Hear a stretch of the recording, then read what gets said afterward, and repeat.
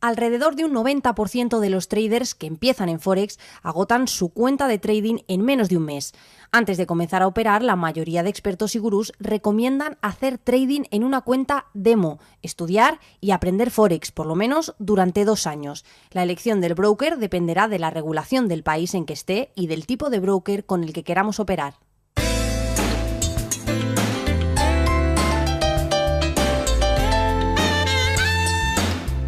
Lo que debe saber todo trader en relación a la regulación del mercado de divisas es que fundamentalmente no hay regulación del mercado de divisas. Esto es una cosa que tiene que saber todo trader cuando se inicia. Es que no hay un organismo regulador centralizado que determine dónde se registran las operaciones, dónde se liquidan, etc. Al fin y al cabo, el mercado de divisas no es más que una interconexión entre diferentes ordenadores de diferentes bancos y entidades financieras que interactúan entre sí y se pasan órdenes entre ellas. Con lo cual debemos tener esto en mente. El mercado de divisas no está regulado, es un mercado over the counter, OTC, con lo cual no hay regulación aplicable. Lo que sí que hay es regulación para controlar lo que hacen los brokers con los depósitos de sus clientes. En este sentido, yo recomendaría que un trader que quiera operar en el mercado de divisas y que quiera abrir una cuenta con un broker, una cuenta real con dinero suyo, vaya siempre, acuda a brokers que estén regulados por la NFA estadounidense, la FSA inglesa o la ASIC australiana. Básicamente una de esas tres, porque son actualmente los 3 organismos reguladores que mayores garantías dan de cara a la protección de los depósitos de sus clientes.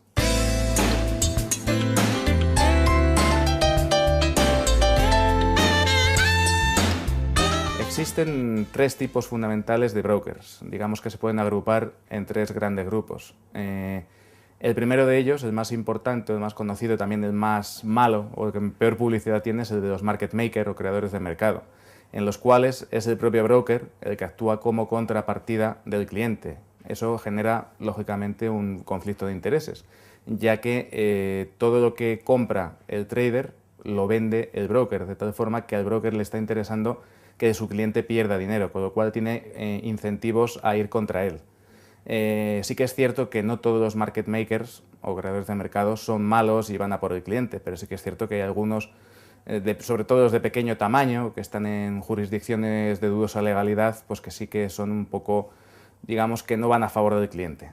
El siguiente tipo, quizás el que más me gusta personalmente, es el de las ECNs o Electronic Communication Networks, que básicamente lo que hacen es ofrecer al trader la liquidez directa desde el mercado, con un spread, una horquilla muy reducida, y a cambio, por ofrecer ese servicio, cobran una pequeña comisión por cada operación.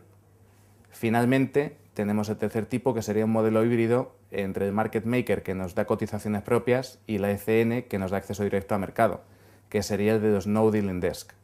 Este tipo de brokers lo que hacen es dar una horquilla un poco más amplia, a cambio de no cobrar comisión, pero por el contrario no hacen dealing, es decir, no crean mercado contra el cliente, con lo cual digamos que estaríamos en una opción intermedia entre los 2 modelos anteriores.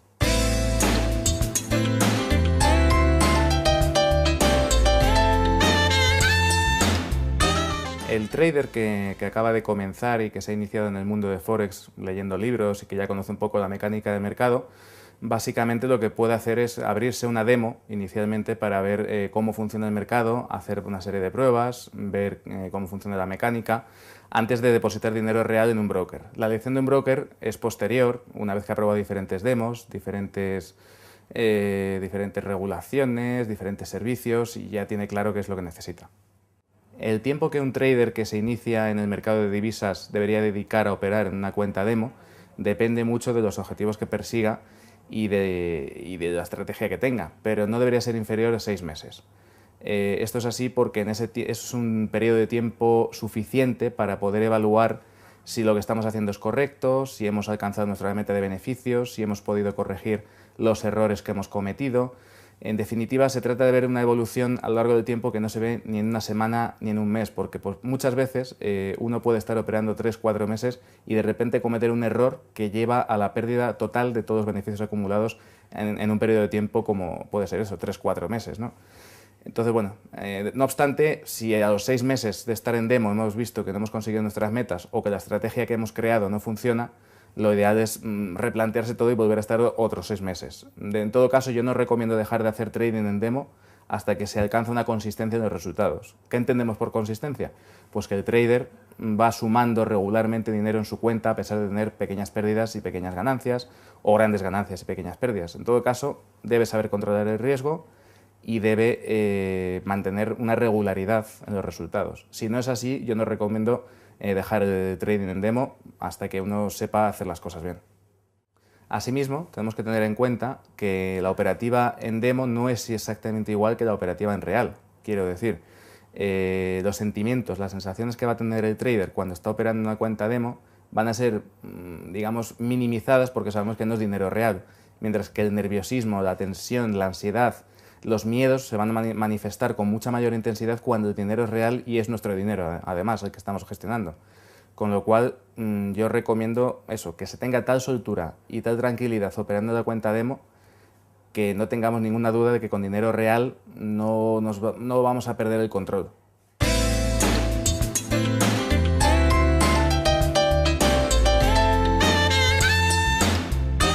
Realmente, a la hora de abrir una cuenta no existe una regla fija para determinar el depósito inicial, sino que hay múltiples reglas, ya que depende muchísimo de los objetivos que tenga el trader y de lo que pretenda conseguir.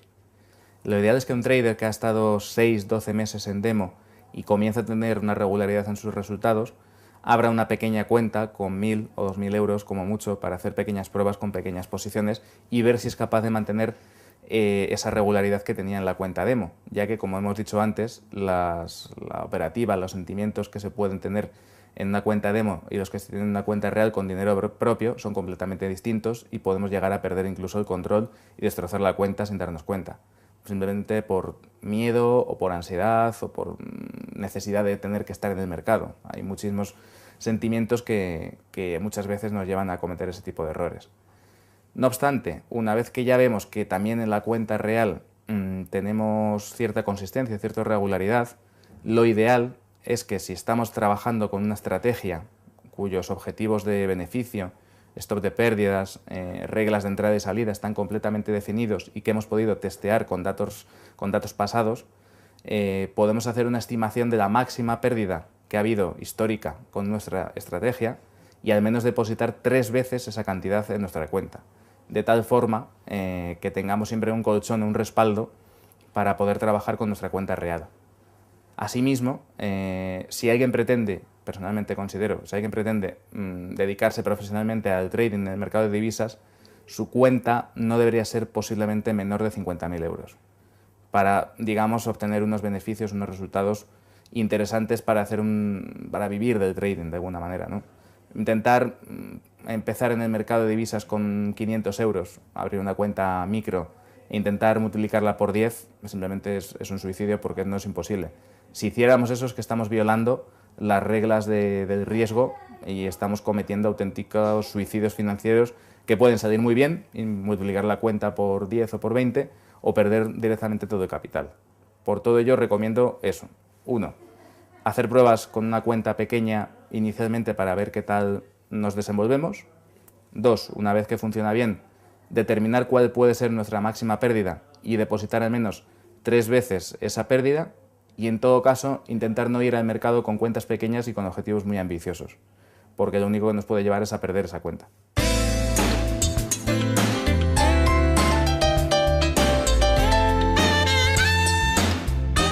El trader que comienza en el mercado de divisas debe tener en cuenta que la operativa tiene un coste asociado. Lo que pasa es que hay muchas veces que no se materializa como una comisión. Dependiendo del modelo de broker, del tipo de broker de los que veíamos antes, de market maker, ECN, non-deal index, etc., los costes se manifestarán de una manera o de otra. Por ejemplo, en el caso de los market makers, los creadores de mercado, y de los no-deal index, la comisión va implícita en la horquilla. Es decir, el diferencial que hay entre el precio de compra y el precio de venta que nos ofrece el broker, ese diferencial lo está ganando el broker y se lo está embolsando, porque él está recibiendo una horquilla a su vez más reducida.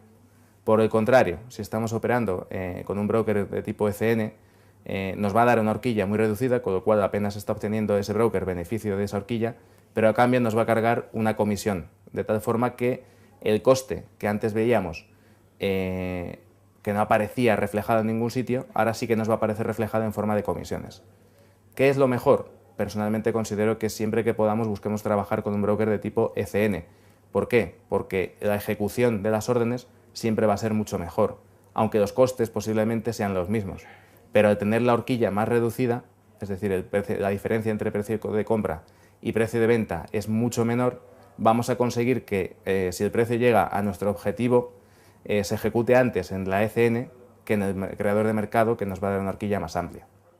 Tanto el Market Maker como el No Dealing Desk añaden una cantidad adicional al precio de oferta y al precio de demanda. Por ejemplo, en un caso hipotético, un broker podría añadir 0,5 pips a cada uno de los precios y la horquilla resultante sería de 1,3 pips. La Electronic Communication Network, en cambio, muestra directamente los precios al cliente y le deja ver que la horquilla es de 0,3 pips, pero por cada operación que éste realice le cargará una comisión, por ejemplo, $5 por lote.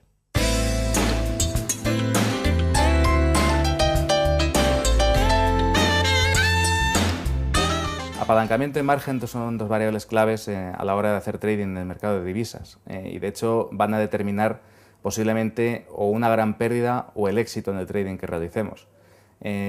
Comencemos definiendo primero qué es apalancamiento y qué es margen. Por un lado, apalancamiento es digamos el crédito, entre comillas, que nos da el broker para operar. Es decir, si un broker nos da un apalancamiento 1 a 100, significa que por cada euro que depositemos en cuenta, nuestro broker nos va a dar hasta 100 euros para mover en el mercado, y así proporcionalmente para cualquier capital que depositemos.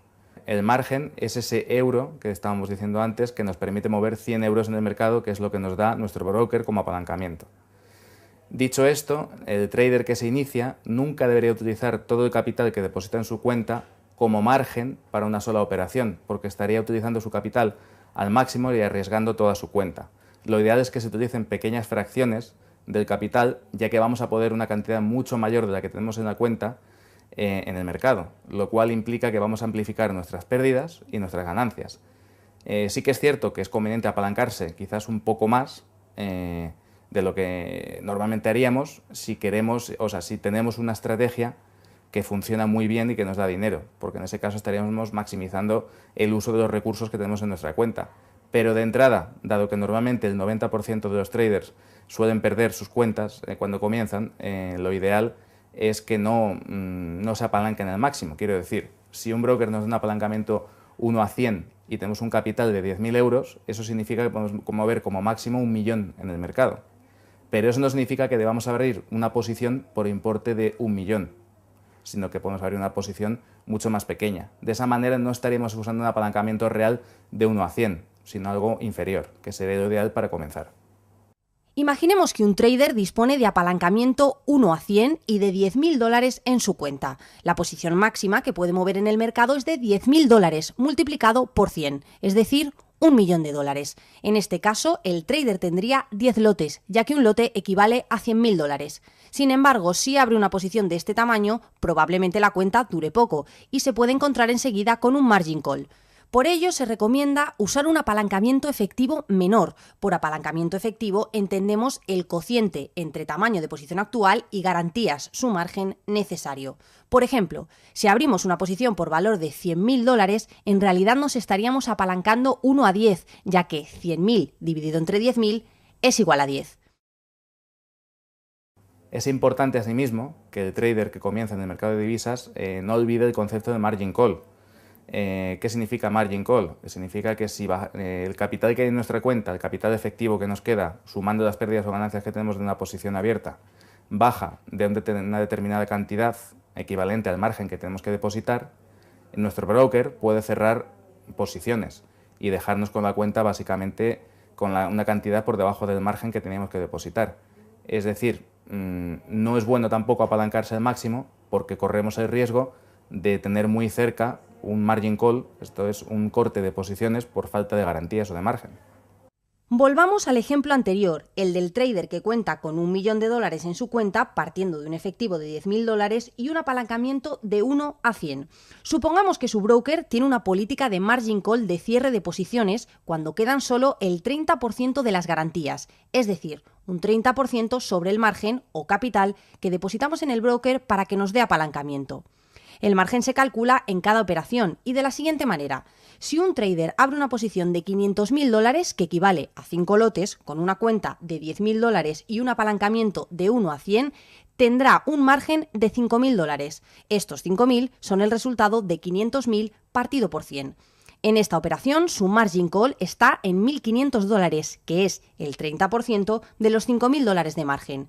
Si el resultado de su pérdida flotante queda por debajo de $1.500, el broker ejecutará el margin call, es decir, cerrará todas las posiciones hasta conseguir que el margen quede a un nivel suficiente. Es importante también, y esta pregunta me la hace muchísima gente, saber qué ocurre si tuviéramos un movimiento de mercado en contra nuestra que activara, o sea, que no diera tiempo a que el broker activase el margin call y nos supusiera dejar la cuenta en descubierto, es decir, que perdemos nuestro capital y más. Esto puede pasar en momentos de alta volatilidad, cuando hay noticias, cuando hay algo inesperado en el mercado, incluso un ataque de las Torres Gemelas, un flash crash, etcétera, ¿no? En estos casos depende mucho de la buena voluntad del broker. Hay brokers que no reclaman la cantidad, simplemente aceptan que el error ha sido de ellos por no activar a tiempo el margin call o porque ha habido condiciones de mercado muy rápidas que no lo han permitido. Digamos que reponen la cantidad que hayan descubierto y dejan la cuenta a cero. Otros brokers sí que la reclaman, aunque, bueno, sobre todo si estamos en diferentes países, el cliente del broker es difícil recuperar esa cantidad en muchas ocasiones, e incluso hay brokers que buscan una solución intermedia. Dicen, te devolvemos el descubierto si nos haces un nuevo depósito para seguir operando.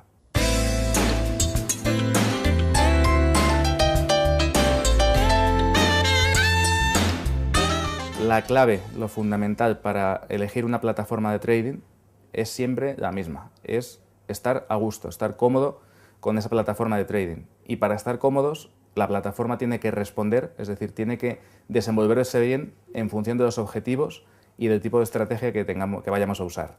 Por ejemplo, si una persona va a hacer scalping, es decir, va a hacer operativa muy rápida comprando y vendiendo en el mercado, lo ideal es que tenga una plataforma ágil que incluso tenga paneles con one click, es decir, que uno haga clic directamente en el precio y se ejecute la orden. Por ejemplo, en este caso no nos serviría una plataforma como MetaTrader, que salvo ciertos plugins que se le pueden añadir, no permite una operativa ágil para hacer scalping. Sin embargo, si alguien se plantea trabajar con sistemas automáticos, con robots, pues sí que puede ser muy interesante MetaTrader, porque existe mucho código ya hecho, permite la ejecución y automatización de muchas estrategias simultáneamente, en fin, es una plataforma apta para ello. Sin embargo, para lo que decíamos antes, para scalping, pues hay otras herramientas mucho más interesantes. Normalmente las plataformas propias de los brokers suelen tener este tipo de herramientas de one click. Y luego además tenemos que analizar si hay otros servicios, por ejemplo, nos proporcionan señales, si nos dan noticias en tiempo real,